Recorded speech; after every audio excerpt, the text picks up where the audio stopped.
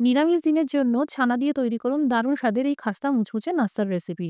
এর জন্য একটা ক্যাপসিকাম, একটা গাজর, 1 ইঞ্চি সাইজের আদা কুচিয়ে নিয়ে মিক্সিতে গ্রেট করে নিন। 150 গ্রাম পনির বা বাড়িতে তৈরি ছানা দিয়েও করা যাবে। এই পনির গ্রেট করে নিন।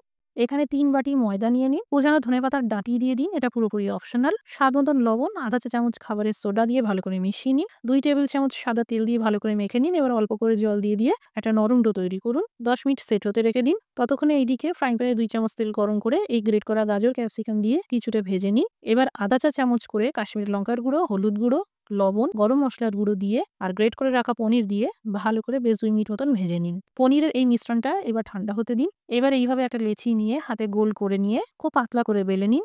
এবার মাঝ বরাবর এখানে পুরের মিশ্রণটা রেখে দিন আর চারদিক থেকে ভালো করে মুড়িয়ে লক করে দিন। এবার কম আছে পনির পকেটগুলোকে খাস্তা মুচমুচে হওয়া পর্যন্ত ভেজে নিন। যদি সংরক্ষণ করতে চান তাহলে তেল ব্রাশ করে নিয়ে একটা কাগজে মুড়িয়ে ফ্রিজে রাখবেন। 2 দিন পর্যন্ত রাখা যাবে অথবা হাফ ফ্রাই করেও রাখতে পারেন।